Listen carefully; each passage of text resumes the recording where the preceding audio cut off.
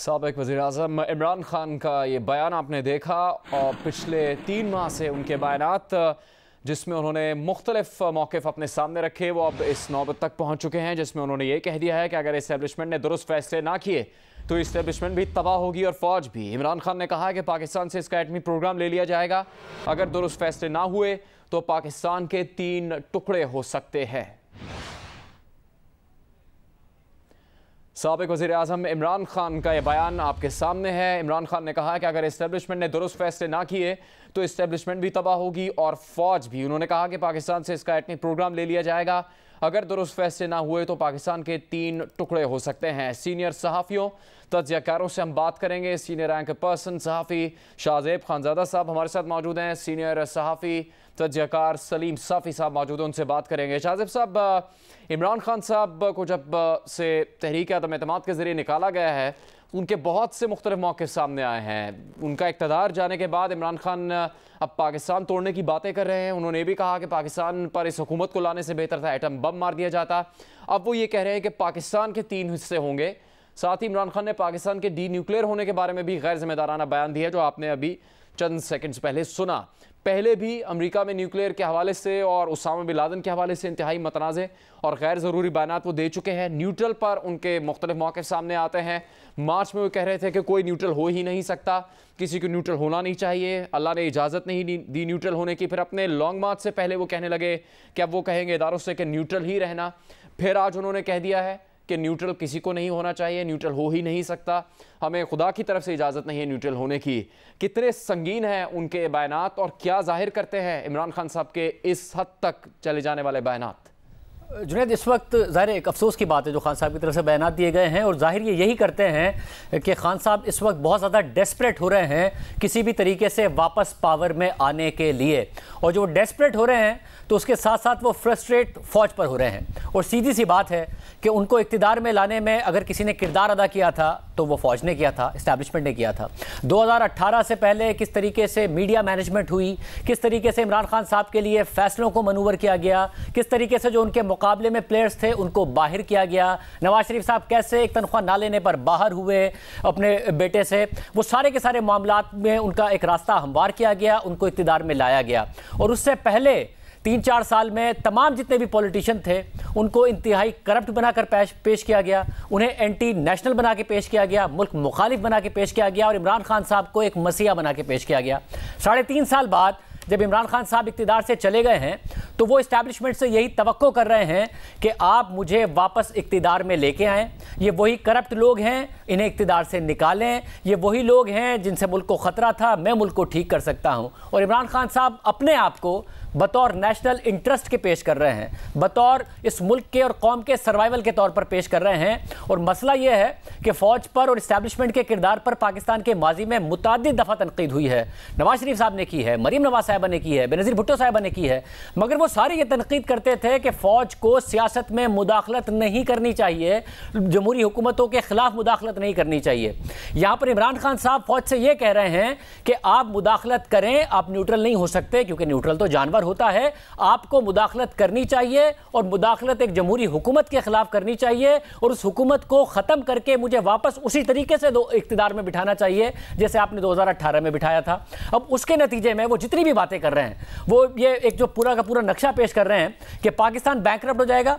Pakistan bankrupt हो गया तो सबसे पहले पाकिस्तान की फ़ौज तबाह हो जाएगी। जब पाकिस्तान की फ़ौज तबाह हो जाएगी तो यूक्रेन की तरह पाकिस्तान से उसके न्यूक्लियर असासे ले लिए जाएंगे। इमरान खान साहब 3.5 साल इक़्तिदार में रहे हैं, इससे पहले 5 साल नून लीग इक़्तिदार में रही, फिर 5 साल पाकिस्तान पीपल्स पार्टी इक़्तिदार में रही, उससे पहले भी 90 की दिहाई में ये लोग सारे इक़्तिदार में आकर गए हैं। पाकिस्तान कैसे बैंकरप्ट हो गया? क्या पाकिस्तान का न्यूक्लियर प्रोग्राम ले लिया गया? क्या पाकिस्तान की फ़ौज तबाह हो गई? जो इमरान खान साहब कहते हैं क्योंकि पाकिस्तान की करेंसी गिर जाएगी, करेंसी की वजह से महंगाई आएगी और उसकी वजह से पाकिस्तान बैंकरप्ट हो जाएगा। तो पाकिस्तान की तारीख में सबसे ज़्यादा करेंसी इमरान खान साहब के दौर में गिरी है। 65 रुपये इमरान खान साहब के वज़ीर आज़म होते हुए गिरे और मगर पाकिस्तान क्या बैंकरप्ट हो गया? नून लीग के दौर में तो इतने नहीं गिरे थे।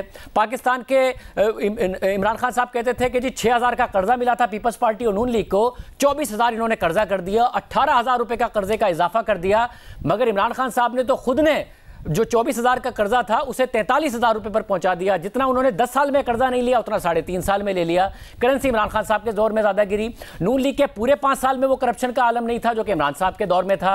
इमरान खान साहब कहते हैं मैं मुल्क को तरक्की के पर लेके जा रहा था, 5.97% की तरक्की थी, मगर नून लीग जब छोड़ के गई तो 6.1% की तरक्की थी। इमरान खान साहब कहते हैं नून लीग की जो तरक्की थी वो अच्छी नहीं थी क्योंकि उनके फौरन बाद हमें IMF के पास जाना पड़ा, मगर इमरान खान साहब तो खुद IMF के पास छोड़ के गए, जाना भी नहीं पड़ा, हम IMF के प्रोग्राम में हैं। तो मसला ये हो रहा है कि वो डेस्परेट हो रहे हैं और अपने सर्वाइवल को मुल्क के सर्वाइवल से मुंसलिक कर रहे हैं और उनसे ये बर्दाश्त नहीं हो रहा है कि मैं आज मुल्क का वजीर आजम नहीं हूं या फिर मुल्क की फौज मेरा साथ नहीं दे रही है मुझे वजीर आजम रखने में। और देखें ये बड़े खतरनाक बयान हैं और ये कोई अच्छे बयान नहीं है जो कि इमरान खान साहब की तरफ से दिए जा रहे हैं। अगर किसी और ने दिए होते तो वो इमरान खान साहब ने उनके ऊपर गद्दारी के फतवे देने थे और कहना था देखें किस किस्म के बयान दिए जा रहे हैं, मगर कतई तौर पर इसका इन बयान का मतलब ये नहीं है कि इमरान खान साहब गद्दार हैं या कोई उनके ऊपर फतवे दे कि वो मुल्क मुखालिफ हैं, मगर वो इतने डेस्परेट ना हो कि वो अपने सर्वाइवल से, अपने वजीर आजम बनने से मुल्क के सर्वाइवल को मुंसलिक कर दें। वो अपने आप को वजीर आजम ना बनाने की सूरत में इस्टेब्लिशमेंट को बोलें और फौज को ये पैगाम दें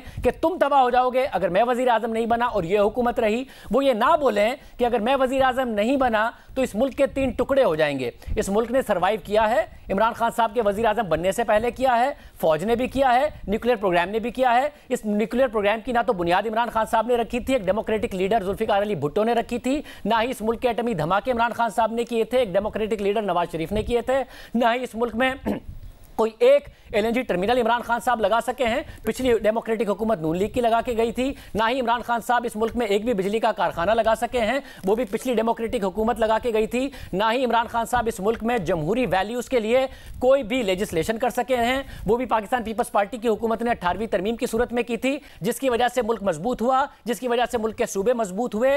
तो मुल्क टूटने की कोई ऐसी बात इन दोनों हुकूमतों में नहीं हुई थी जिसकी इमरान खान साहब बात कर रहे हैं।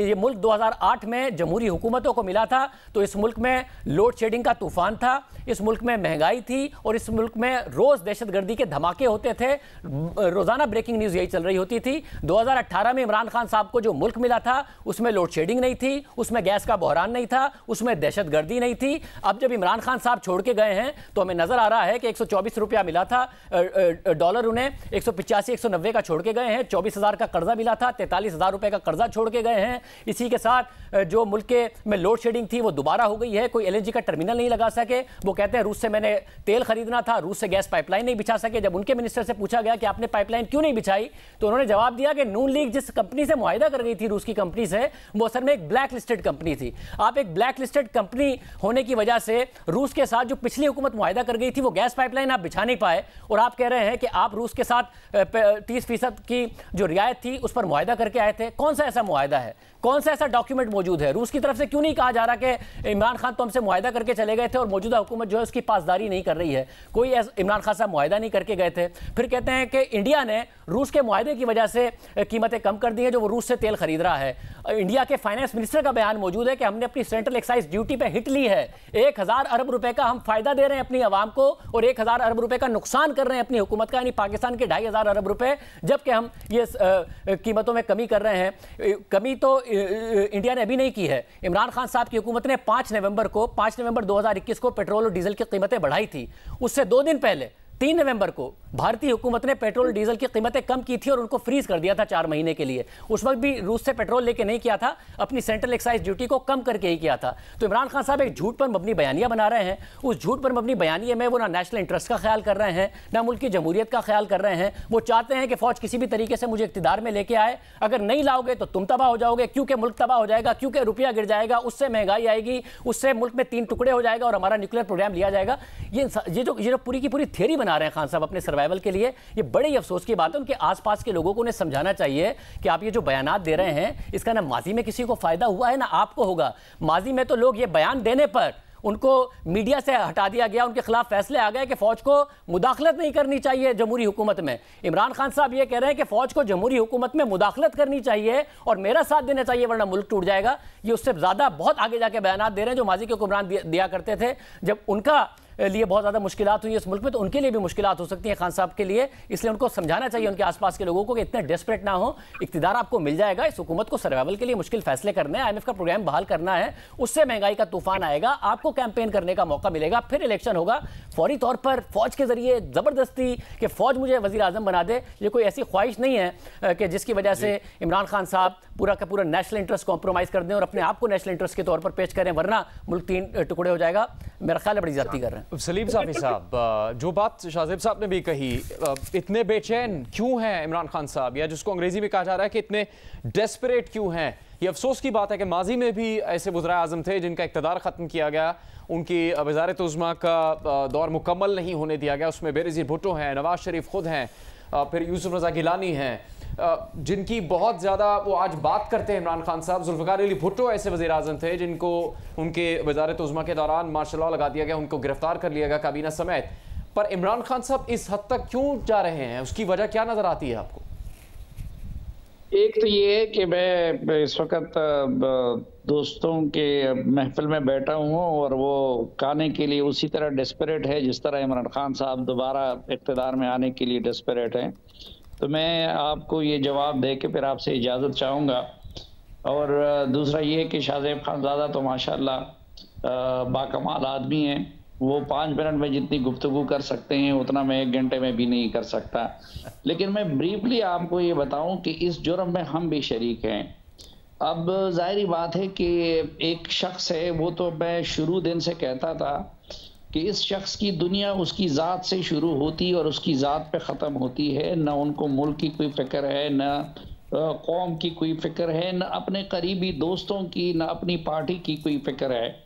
लेकिन उस वक़्त हमारी बात नहीं मानी गई और जिसकी तरफ शाहजेब खानज़ादा ने इशारा किया कि जिन लोगों से आज वो मुदाखलत की अपील कर रहे हैं, उन लोगों की मुदाखलत की वजह से उन लोगों ने मीडिया का गला घोंटा इस बंदे की खातिर, उन्होंने RTS फेल करवाया इस बंदे की खातिर, उन्होंने पोलिंग एजेंटों को निकाला इस बंदे की खातिर, और आज वो मुल्क के लिए भी वबाल जान बन गए हैं और वो खुद अपनी पार्टी के लोगों के लिए भी वबाल जान बन गए हैं। तो एक तो मैं इस पे हैरान हूँ कि हम मीडिया वाले अब जब पता चल गया कि भाई एक बंदा ज़हनी इस कैफियत में है, तो फिर उनकी बातों को इतनी अहमियत हम क्यों देते हैं। दूसरी बात जिसकी तरफ उन्होंने इशारा किया कि देखें, ये जो बाकी पार्टियों की तनकीद थी और मुतालबा था वो आईनी था, कानूनी था। उनका गिला शिकवा इस बात पे था कि भाई आप लोग आईन के मुताबिक चले और इमरान खान साहब जैसे लोगों के लिए अपने आईनी हदूद से ना निकले। लेकिन उन लोगों को कितनी सजाएं, चलो अच्छे हैं या बुरे हैं, करप्ट हैं नहीं है, लेकिन एक बलोच की हैसियत से आप देखें कि जरदारी साहब की बहन को जेल में डाला गया। आप मरियम नवाज की जगह बैठ के कि आपने उस पर मजबूर किया कि वो अपनी माँ को बिस्तर मर्ग पे छोड़ के यहाँ पे आ जाएं। नवाज शरीफ के साथ क्या हुआ, उनके पास सीने राजों से भरे पड़े हुए हैं, लेकिन कभी उन्होंने स्टेट को इसी तरह खतरात से दो चार करने की कोशिश नहीं की जिस तरह ये बंदा कर रहा है। क्यों?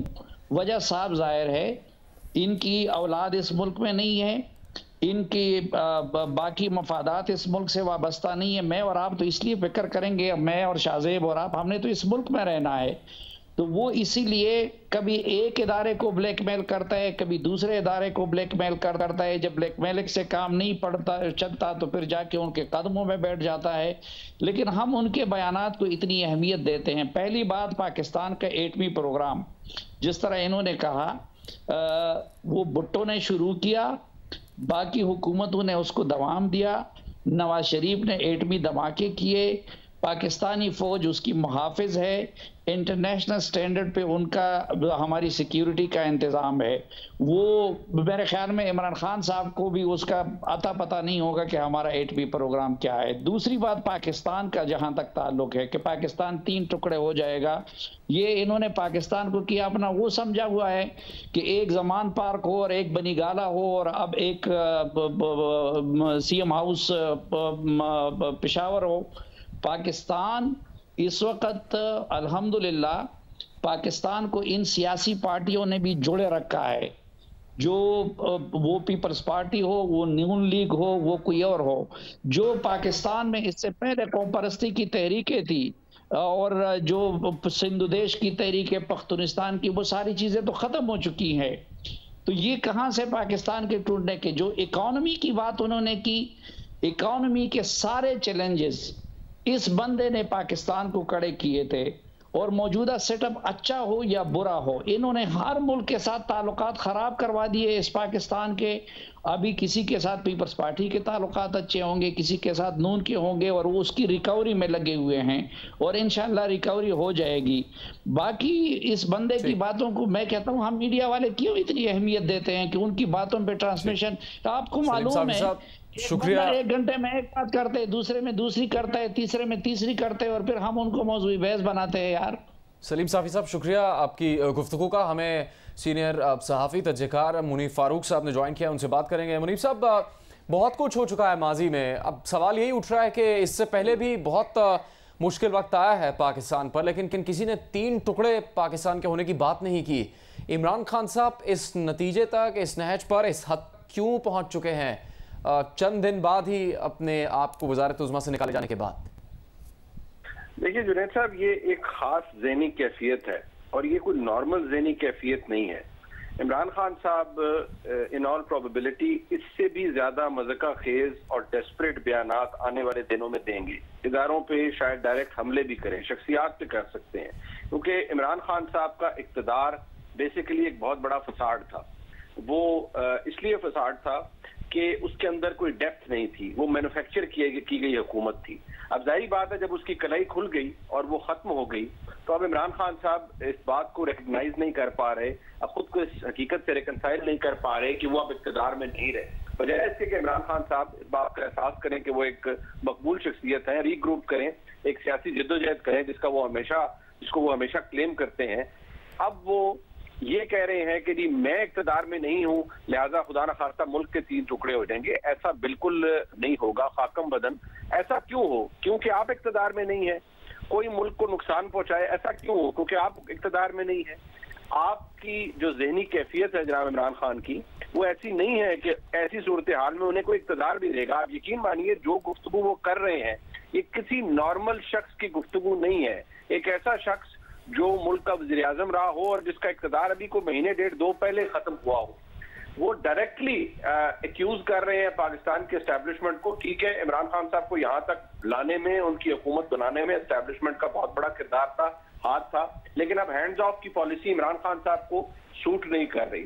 और मैं आपको ये भी बता दूं कि इमरान खान साहब की जो ज़हनी कैफियत है, ये इससे कोई बेहतर नहीं होगी। आने वाले दिनों के अंदर उसमें मजीद आपको डिटीरियरेशन नजर आएगी।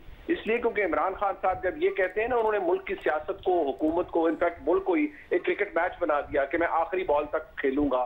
सब हर बंदा उनकी जमात का यही सोचने लग पड़ा कि मैं हर काम को आखिरी हद तक ले जाऊंगा, मैं आइन भी आखिरी हद तक तोड़ूंगा, मैं अदालतों के हुक्म भी आखिरी हद तक फ्लाउट करूंगा। लिहाजा ये जो लाडलापन है इमरान खान साहब, वो बैक टू द रियलिटी, वो खुद को रिकग्नाइज नहीं कर पा रहे कि यार मेरे साथ भी कोई अनलाइक लाडला जो ट्रीटमेंट है वो कोई मेरे साथ हो सकता है, या मेरे साथ भी किसी आम सियासतदान वाला ट्रीटमेंट हो सकता है। जो बयान इमरान खान साहब ने दिए हैं, मैं कहता हूं इसका 50% बयान इस तरह के इंटरव्यूज के अंदर बाकायदा तौर पर पाकिस्तान का कोई सियासी शख्सियत, कोई किसी बड़ी पार्टी का लीडर देता।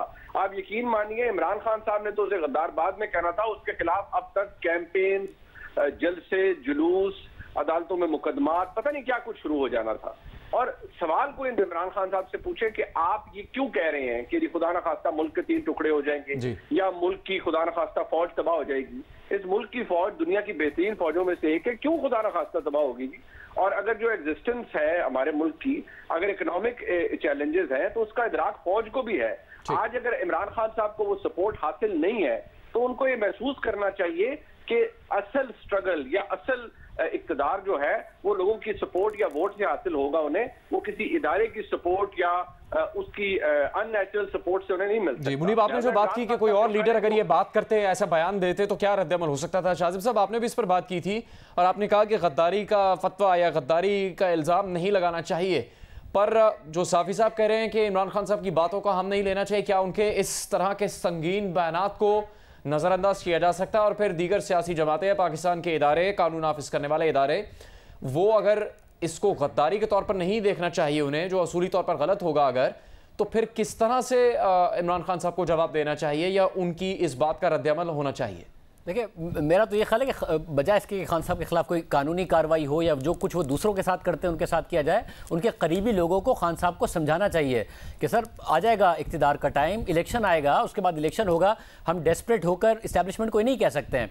खान साहब ये नहीं फोकस कर रहे हैं कि 2018 में जितने एहतमाम के साथ ये इस्टेब्लिशमेंट उनको लेकर आई थी और हम मीडिया को कहा जाता था कि आपने 6 महीने तक सिर्फ इस हुकूमत की तारीफ़ें करनी है, और हम अगर कोई तनकीद करते थे तो इन्फॉर्मेशन मिनिस्टर की तरफ से नहीं आ रही होती थी हमें मैसेजिंग, हमें बाकायदा तौर पर जो सेंसरशिप होती थी वो फौज की तरफ से हो रही होती थी, वो एस्टैब्लिशमेंट की तरफ से होती थी कि जी आप प्राइम मिनिस्टर को कुछ नहीं कहेंगे, आप अभी छोड़ देना, आप देखें ना इनकी कारकर्दगी बेहतर हो जाएगी, और कारकर्दगी बेहतर हो जाएगी। फिर आपने पहले असद उमर को हटा दिया, आप सारी ज़िंदगी बताते थे कि वो जो है वो पाकिस्तान के मुल्क के मसाइल का हल बताएंगे। फिर आपने बताया कि पीपल्स पार्टी ने मुल्क की मईशत तबाह कर दी थी, मगर पीपल्स पार्टी ही के दौर के हफीज़ शेख को लगा दिया, फिर उन्हें हटा के हमाद अजहर को लगा दिया, फिर उन्हें हटाकर शौकत तरीन को लगा दिया वज़ीर ख़जाना, और शौकत तरीन भी वो जो कि पाकिस्तान पीपल्स पार्टी दौर के वज़ीर ख़जाना थे। तो एक बाकायदा तौर पर प्रेशर बिल्ड हुआ। जब आपकी कारकर्दगी बहुत ज़्यादा बुरी थी तो नवाज शरीफ साहब ने, मरियम नवाज साहिबा ने और पूरी पीडीएम ने ये प्रेशर बिल्ड किया कि फ़ौज अपने आप को फासला करे और इनका बोझ ना उठाए, अगर उठाएंगे तो हम उन पर भी तनकीद करेंगे, फ़ौज इनकी बैसाखियाँ ना बने। ये तो बाकायदा तौर पर मीडिया के ऊपर आके कहा गया है। और जब फ़ौज बैसाखी नहीं रही तो इमरान खान साहब की हुकूमत गिर गई, और आज वो ये नहीं कह रहे हैं कि फ़ौज बजाय ये कि मेरी बैसाखी रहती और उन्होंने अपोजिशन का साथ दे दिया और मेरी हुकूमत गिरा दी, वो ये नहीं कह रहे हैं। वो ये कह रहे हैं कि मेरे साथ रहो और इनका गिराओ, न्यूट्रल मत रहो। अब ये देखें, खान साहब के पास जो मैं कह रहा हूं कि खान साहब को बड़ी ज़रूरत है कि कोई समझाए। ब्लेस्ड है खान साहब, 1.5-2 करोड़ वोट लिया है उन्होंने, और उनकी ऐसी फॉलोइंग है, ऐसी कल्ट फॉलोइंग है कि एक ही तकरीर में, एक ही जुमले में खान साहब पहले ये कहते हैं कि मैं वो वाहिद इंसान हूं जो क्रिकेट में न्यूट्रल अंपायर लाया, और उनके सपोर्टर कहते हैं खान साहब ज़बरदस्त बात कर दी आपने। फिर वो आगे जाके कहते हैं न्यूट्रल तो जानवर होता है, इदारों को न्यूट्रल नहीं होना चाहिए, तो भी सपोर्टर कहते हैं खान साहब बहुत ज़बरदस्त बात कर दी आपने। वो ये कहते हैं कि इन दोनों जमातों का तो आपस में मुकमुका था करप्शन के ऊपर कि एक दूसरे के केसेस माफ़ करेंगे, तो सपोर्टर कहते हैं खान साहब ज़बरदस्त बात कर दी आपने। मगर आगे जाके वो ये कहते हैं कि मैंने तो इनके खिलाफ कोई केसेस बनाए नहीं, ये केसेस तो सारे इन दोनों ने बनाए थे। तो सपोर्टर ये नहीं कहता कि खान साहब आप तो कह रहे थे कि इनका मुकमुका था, वो कहता है खान साहब ये भी बहुत ज़बरदस्त बात कर दी आपने। खान साहब 2018 तक बता रहे थे कि अगर रुपया गिरता है तो इसहाक डार और नवाज शरीफ को फायदा होता है क्योंकि इनके सारे के सारे असासे बैरून मुल्क में हैं। तो सपोर्टर ने कहा बहुत ज़बरदस्त बात कर दी आपने। 2018 से 2021 तक खान साहब ने बताया कि इसहाक डार ने असल में मसनूई तौर पर रुपए को संभाल के रखा हुआ था, रुपए को तो गिरना चाहिए था, अब हमारे दौर में गिर रहा है तो अच्छा होता है। तो सपोर्टर ने कहा बहुत अच्छी बात कर दी आपने। आज खान साहब फिर कह रहे हैं, पिछली 2 तकरीरों में कह चुके हैं कि रुपया गिर रहा है, इसका फायदा इनको हो रहा है क्योंकि इनके बैरून मुल्क में असासे हैं, इसलिए इनको फायदा होता है। सपोर्टर फिर भी कह रहा है कि खान साहब आप अपने आप को कंट्राडिक्ट नहीं कर रहे हैं, आप बिल्कुल सही बात कर रहे हैं। खान साहब बताते थे कि 6.1% की तरक्की अच्छी नहीं थी नून लीग की, वो कहते थे बिल्कुल ठीक कह रहे हैं। बता रहे मेरी 5.9% की तरक्की अच्छी है, तब भी सपोर्टर कह रहे हैं आप बिल्कुल ठीक कह रहे हैं। खान साहब जो बात करते हैं, खान साहब ये कहते हैं कि अदालतें इस मुल्क में बिल्कुल आजाद है, नवाज शरीफ को वापस आना चाहिए, सपोर्टर कहते हैं बिल्कुल ठीक कह रहे हैं। फिर खान साहब कहते हैं कि नहीं अदालतों ने असल में इंसाफ नहीं किया, वरना सारे करप्शन के केसेस साबित हो जाते हैं। तो खान साहब बड़े ब्लेस्ड हैं, मैं ये कह रहा हूं खान साहब बड़े ब्लेस्ड हैं, इसलिए ऐसे बयानात ना दें, सब्र करें, डेस्परेट ना हो, ये उनको समझाना चाहिए। उनकी इतनी अच्छी कल्ट फॉलोइंग है कि उनको क्वेश्चन नहीं करती, उनकी कंट्राडिक्शंस पे उनको क्वेश्चन नहीं करती, उनकी परफॉर्मेंस पे उनको क्वेश्चन नहीं करती, उन्हें एहतियात करनी चाहिए। बहुत आपने वाज़े तौर पर उनके मौक़िफ़ में तज़ाद की बात की और फिर उस पर रद्दअमल क्या था उसकी भी बात की। पीपल्स पार्टी के सीनियर रहनुमा सईद गनी साहब से हम बात करेंगे। सईद गनी साहब शुक्रिया, आपके वक्त है। इमरान खान साहब ने कहा कि अगर इस्टेब्लिशमेंट ने दुरुस्त फैसले नहीं किए तो इस्टेब्लिशमेंट भी तबाह होगी, फ़ौज भी। उन्होंने ये भी कहा कि पाकिस्तान से इसका एटमी प्रोग्राम ले लिया जाएगा, अगर दुरुस्त फैसले ना हुए तो पाकिस्तान के 3 टुकड़े हो सकते हैं। देखिए, खुदा ना करे पाकिस्तान के 3 टुकड़े हों या खुदा ना करे हमारी फौज तबाह हो। मैं ये समझता हूँ कि इमरान खान साहब को ये बात समझ नहीं आ रही। मेरे जैसे पॉलिटिकल वर्कर के लिए तो ये बड़ी खुशी की बात है कि हमारी इस्टेब्लिशमेंट, किसी हद तक हमारी अदलिया, किसी हद तक हमारा मीडिया इस वक्त जो है वो कर रहा है जो उनको करना चाहिए। जो कुछ माजी में होता रहा है, जिस तरह अभी शाहजेब कह रहे थे कि इमरान खान को प्रमोट करने के लिए, उनको आगे बढ़ाने के लिए मीडिया ने अपना किरदार अदा किया। अदालत से उन्हें सादिक अमीन के सर्टिफिकेट दिलाए गए, वो कितने सादिक अमीन है सारी दुनिया को पता है। इस्टेब्लिशमेंट का 2018 में क्या रोल रहा वो सबको पता है, कोई चीज़ खुफिया नहीं है। आज अगर उन इदारों ने या मीडिया के उन ग्रुप्स ने या अदालतों ने उन तमाम चीज़ों को दुरुस्त करना शुरू किया है तो ये पाकिस्तान के लिए बेहतर है, पाकिस्तान की जमहूरियत के लिए बेहतर है, हमारी फौज के लिए बेहतर है, हमारी अदलिया के लिए बेहतर है। इमरान खान साहब, मैं कहता रहता हूँ अक्सर अपनी मीडिया टॉक्स में भी कि इस वक्त उनकी ज़हनी कैफियत ठीक नहीं है। वो जिस अंदाज से चीज़ों को आगे बढ़ा रहे हैं उससे बहुत एक चीज़ वाज़ेह है कि वो अपनी ज़ात से आगे किसी चीज़ को नहीं देखना चाहते हैं और वो मुल्क हो, अवाम हो, निज़ाम हो, इदारे हो, उन सब को अपने बात रखते हैं। मैं ये समझता हूँ ये बहुत बड़ी बदकिस्मती है कि एक ऐसा आदमी इस मुल्क का वज़ीर आज़म रहा है जो बहुत अनापरस्त और हट धर्म है और उसके अलावा कुछ सोचने को तैयार नहीं है कि अगर मैं वज़ीर आज़म नहीं हूँ तो खुदा न खास्ता ये मुल्क भी ना हो, इस मुल्क के इदारे भी ना हो। सईद गनी साहब, तो क्या इस तरह का उनका बयान सामने आने से जो मुल्की सियासत है इस वक्त और जिस तरह हुकूमत को अहम फैसले करने हैं मुल्क की मईशत के लिए, उससे क्या मसाइल पैदा होंगे पाकिस्तान में? सूरत हाल मजीद पेचीदा हो सकती है, क्या नुकसान हो सकते हैं? आप एक सियासी वर्कर के तौर पर क्या समझते हैं? देखिए, मेरा अपना तो ये ख्याल है कि अननेसेसरीली कुछ लोग जो शायद ओहदों पे बैठे हैं वो इमरान खान साहब की इस किस्म की बेतुकी बातों को सीरियस ले रहे हैं। इमरान खान मुझे पाकिस्तान की सियासत में अब एक माजी का किस्सा रखते हैं। हमें अपने नर्व पे कंट्रोल रखना चाहिए, हमें आइन और कानून के मुताबिक फैसले करने चाहिए जो इस मुल्क के लिए बेहतर है, इस मुल्क के लोगों के लिए बेहतर है। इमरान खान के खिलाफ इस मुल्क के कानून के मुताबिक जो है वो ट्रीटमेंट होना चाहिए। मैं बिल्कुल ये नहीं कहूँगा कि उन्हें सख्त तरीन सजा हो, लेकिन अगर वो किसी कानून की खिलाफ वर्जी करते हैं, कोई ऐसा एक्ट करते हैं जिसमें कोई आइन की खिलाफ वर्जी होती है, तो उन्हें उसी तरह ट्रीट किया जाना चाहिए जिस तरह बाकी लोगों को किया जाता रहा है। हम ये नहीं कहेंगे कि खुदा न खास्ता जुल्फिकार अली भुट्टो की तरह फांसी दे दी जाए या शहीद मोहतरमा बेनज़ीर भुट्टो की तरह उनको कोई खुदा न खास्ता कोई शहीद कर दे, कोई गोली मार के मार दे, बिल्कुल नहीं होना चाहिए।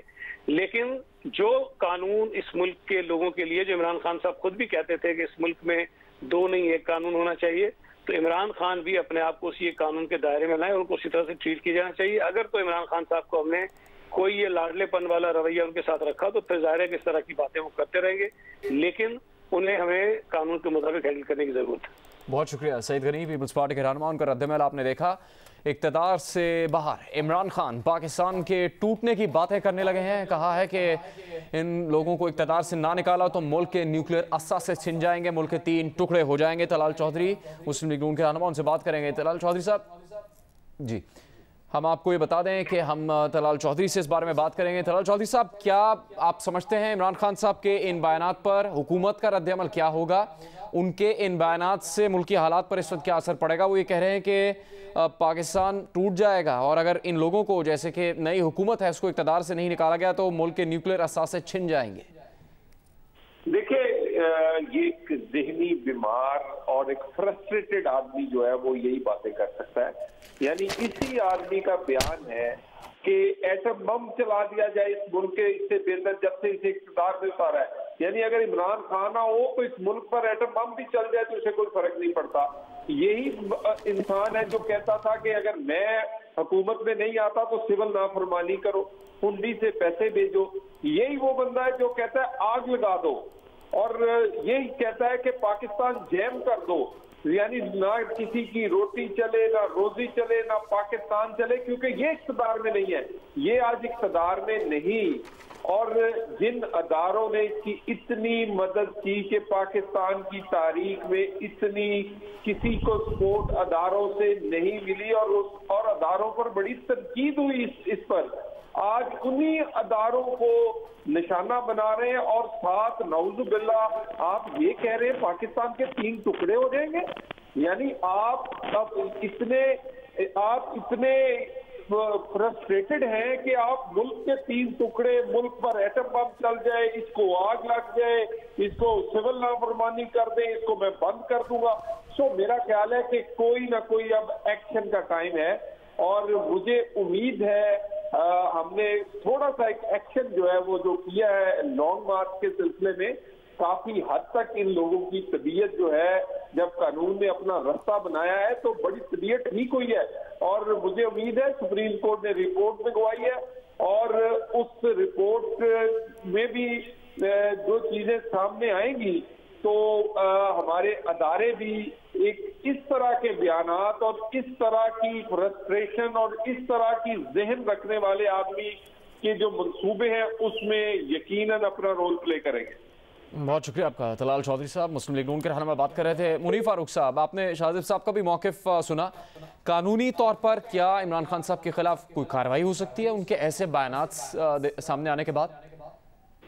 देखिए, जो प्रोवोकेटिव स्टेटमेंट्स वो दे रहे हैं, अब बाकायदा तौर पर इस वक्त तो इमरान खान साहब, जिसे आप कह सकते हैं कि वो बॉर्डर लाइन के ऊपर उनका केस फॉल करता है कि वो एक साबिक वज़ीर आज़म है और वो ये कह रहे हैं कि फैसले नहीं ले रहे, अगर दुरुस्त फैसले ना लिए तो मुल्क के साथ ये हो जाएगा, खुदा न खास्ता एस्टैब्लिशमेंट तबाह होगी, फौज तबाह होगी, मुल्क के 3 टुकड़े हो जाएंगे। तो वो बॉर्डर लाइन के ऊपर खड़े हैं। लेकिन I have reasons to believe कि इमरान खान साहब जिस ज़हनी कैफियत का इस वक्त शिकार हैं, वो इस जुमरे में आ सकते हैं कि वो मुल्क के इदारों के खिलाफ, के खास शख्सियात के खिलाफ भी ऐसी गुफ्तगू कर सकते हैं जिसमें वो नेम कॉलिंग करें और बड़े भोंडे और बेसरूफा किस्म के इल्जामात लगाएं। ऐसी सूरत में इमरान खान साहब के खिलाफ आर्टिकल 62 के तहत कार्रवाई जरूर हो सकती है। लेकिन इमरान खान साहब को इस चीज को जहन में रखना चाहिए, और मैं इस बात को भी जहन में रखता हूँ कि बहसियत एक कानून के तालिब इल्म के, कि कभी आज ही एक बड़ा अहम फैसला आया ऑनरेबल सुप्रीम कोर्ट की जानिब से, तो मौजूद जज साहबान को भी उस फैसले के अंदर उन्होंने बहुत रिस्ट्रेंट शो की है, बड़ी रियायत दी है जो मेजॉरिटी जजेस हैं उन्होंने इमरान खान साहब को। हालांकि इमरान खान साहब ने जो किया उसमें भी ये साफ जाहिर है कि अगर यही कोई और करता तो उसके खिलाफ शायद रद्द अमल बड़ा मुख्तलिफ होता। जिस तरह से इमरान खान साहब ने बड़ा फ्लैग्रेंट डिसरिगार्ड दिखाया ऑनरेबल सुप्रीम कोर्ट के फैसले को, और लेकिन कोई फर्क नहीं पड़ा, एक सिवाय जनाब जस्टिस याया अफरीदी साहब के, उन्होंने डिसेंटिंग नोट जरूर लिखा, लेकिन इमरान खान साहब को गुंजाइश दी गई है। इमरान खान साहब को इस बात का एहसास होना चाहिए कि उन्हें अब भी बहुत सी गुंजाइश दी जा रही है। उनको अपने बेसिक्स की तरफ जाना चाहिए जो कि उनके हैं, कि उनको पॉलिटिक्स करनी चाहिए। अब भी अगर वो ये रिलाई कर रहे हैं कि किसी ना किसी तरह पाकिस्तान की फौज, पाकिस्तान की एस्टैब्लिशमेंट उन्हें इक़्तिदार के अंदर दोबारा ले आए, इस हुकूमत को घर भेज दे, इलेक्शन जबरदस्ती करवा दे, तो ऐसा तो अब फौरी तौर पर होता हुआ नजर नहीं आ रहा। जी शाहजेब साहब, एक तो इक़्तिदार से बाहर है इमरान खान और वो पाकिस्तान के टूटने की बातें कर रहे हैं, कहते हैं कि इन लोगों को इक़्तिदार से ना निकाला तो मुल्क के न्यूक्लियर असासे भी छिन जाएंगे, मुल्क के 3 टुकड़े हो जाएंगे।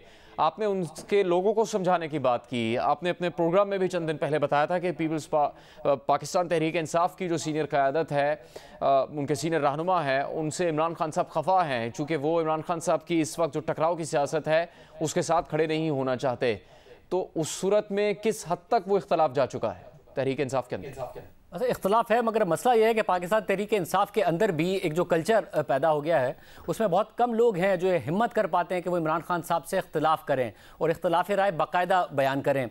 वो मीडिया से तो बात कर लेते हैं, ऑफ द रिकॉर्ड कर लेते हैं और मौक़िफ़ दे देते हैं कि भाई कम अज़ कम ये बात तो आगे जानी चाहिए, मगर इमरान खान साहब के आगे बात करें और उनको ये समझाएं कि कुछ वक्त इंतज़ार करने बड़ा मुश्किल हो गया। और ये पहली दफ़ा नहीं है जुनैद के इमरान खान साहब ने इस मुल्क के नेशनल इंटरेस्ट को अपने आप से मुंसलिक कर दिया है। आप 2014 का धरना याद कीजिए, इमरान खान साहब कहते थे कि बैंकिंग चैनल के जरिए पैसे मत भेजो, हुंडी हवाले से भेजो, अपने जो बिल हैं वो मत दो, उनको जला दो, टैक्स देना बंद कर दो। उस वक्त भी सवाल उठता था कि आप नवाज शरीफ के खिलाफ हैं या फिर इस मुल्क के लिए मसाइल क्रिएट करना चाहते हैं। अगर लोग हुंडी हवाले से पैसे भेजेंगे, ऑफिशियल चैनल से नहीं भेजेंगे, टैक्स देना बंद कर देंगे, बिल देना बंद कर देंगे, सिविल डिसओबीडियंस होगी तो इस मुल्क का नुकसान होगा। तो आपने फर्क रखना है कि आप नवाज शरीफ के खिलाफ है, उसकी हुकूमत गिराना चाहते हैं या मुल्क के लिए मसाइल क्रिएट करना चाहते हैं। अगेन वो मोमेंट है कि इमरान खान साहब को ये फैसला करना है। वो बार बार कहते तो हैं कि मुझे तो अल्लाह सब दे बैठा है और मुझे इख्तिदार की ज़रूरत नहीं है, मगर वो बार बार साबित करते हैं कि इस मुल्क में अगर किसी को इख्तिदार की सबसे ज़्यादा ज़रूरत है और जो इख्तिदार के लिए कुछ भी करने को तैयार है उसका नाम इमरान खान है। 2014 में उन्होंने साबित किया, पार्लियामेंट पर चढ़ दौड़े, PTV पर हमला हो गया, उनकी कॉल लीक हुई आरिफ अलवी साहब के साथ, वो सबने सुना। उसके बाद हमने देखा कि वो हुंडी हवाले और सिविल डिसोबीडियंस की उन्होंने मूवमेंट चलाई। अब हमने देखा कि वो फिर एक दफ़ा फिर इख्तिदार से गए तो बाहर आ गए हैं और साथ में ये मुतालबा कर रहे हैं कि एस्टैब्लिशमेंट उनको किसी भी तरीके से वापस इख्तिदार में लेके आए, वरना या तो मुल्क के 3 टुकड़े हो जाएंगे, मुल्क बैंकरप्ट हो जाएगा, रुपया बहुत तेजी से गिर रहा है, महंगाई होगी जिसकी वजह से फौज सबसे पहले तबाह हो जाएगी। ये सारी की सारी बातें जो हैं ये मुल्क के लिए फ़ायदेमंद नहीं है। और पाकिस्तान के एक ऐसे सियासतदान जिसने तकरीबन 2.25 करोड़ वोट लिए हैं, उसे ये समझना चाहिए कि अवाम ने उस पर अगर इतना बड़ा एतमाद किया है तो उसे उस एतमाद को ठेस नहीं पहुंचानी चाहिए। मुल्क के इदारों पर अगर वो इस तरीके से हमला आवर हो रहे हैं, और मैं फिर कह रहा हूं कि वो ये नहीं कह रहे हैं इदारों से कि आप जमहूरी अमल में या सियासी अमल में मुदाखलत ना करें, वो ये कह रहे हैं मुदाखलत करो, एक जमहूरी हुकूमत को मत चलने दो, इनको गिराओ, मुझे लेकर आओ और उसके बाद मुल्क चल सकता है, वरना मुल्क तीन टुकड़े हो सकता है। और जो मुआशी हालात हैं, इमरान खान साहब ने बहुत बुरे मुआशी हालात छोड़े थे और पाकिस्तान को IMF के प्रोग्राम में छोड़ा है। कौन सा मुल्क है दुनिया का जिसके बारे में आप ये कह सकते हैं कि उसकी मईशत बहुत अच्छी है मगर वो IMF के प्रोग्राम में है? इमरान खान साहब IMF के प्रोग्राम में छोड़ के गए और दावा करते हैं कि मैंने बहुत बेहतरीन मईशत छोड़ी है। जब वो आए थे नहीं था IMF के प्रोग्राम में, मुआशी मसाइल थे। इस दफा तो IMF के प्रोग्राम में छोड़ के गए हैं। High inflation, high fiscal deficit, high current account deficit के साथ छोड़ के गए हैं। 10.8 अरब डॉलर्स के वो रिजर्व छोड़ के गए जो 2 महीने की दरामदाद के लिए काफी नहीं है। और इसमें भी 3 अरब डॉलर सऊदी अरब के हैं, जो सऊदी अरब ने इमरान खान साहब की हुकूमत को इस शर्त पर दिए हैं कि अगर IMF के प्रोग्राम में नहीं होगे तो हम ये पैसे निकाल लेंगे। और 4% की शरह सूद पर दिए हैं। आज से पहले कभी इतनी महंगी शरह सूद पर सऊदी अरब की तरफ से पैसे नहीं दिए गए थे। मुत्तहिदा अरब अमारात दोस्त मुल्क है, उसने भी शर्त लगा दी है। इमरान खान साहब के जाने से पहले 2.3 अरब डॉलर चाइना ने निकाल लिए थे ना। वो ज़र मुबादला के ज़खायर छोड़ के गए, 185 पे वो रुपए को छोड़ के गए। फिस्कल खसारा उनके आखिरी साल में 5,500 अरब होने वाला है। 3 साल में 10,000 अरब रुपए था। कर्जा उन्होंने 24,000 से 43,000 अरब रुपए पे पहुंचा दिया। ऐसा क्या अच्छा करके गए हैं कि वो नहीं होंगे तो मुल्क तबाह हो जाएगा और मुल्क तीन टुकड़े हो जाएगा। इसलिए फौज को सोचना चाहिए कि उसने तबाह होना है या इमरान खान को दोबारा वजीर आजम बनाना है। इमरान खान साहब के दौर में ऐसा क्या अच्छा हुआ है पाकिस्तान में? कौन सा ऐसा बड़ा प्रोजेक्ट लगा है? कौन से ऐसी बड़ी जबरदस्त काम हुए हैं कि जिसकी वजह से इमरान खान के जाने से मुल्क तबाह हो जाएगा और मुल्क तीन टुकड़े हो जाएगा और फौज तबाह हो जाएगी और हमारे न्यूक्लियर असासे ले लिए जाएंगे? और कभी वो कहते हैं कि इस मुल्क में इससे बेहतर था कि एटम बम फेंक दें। दोनों का बहुत शुक्रिया। वक्त यहाँ खत्म हो रहा है, कुछ देर में आप हेडलाइंस देख सकेंगे।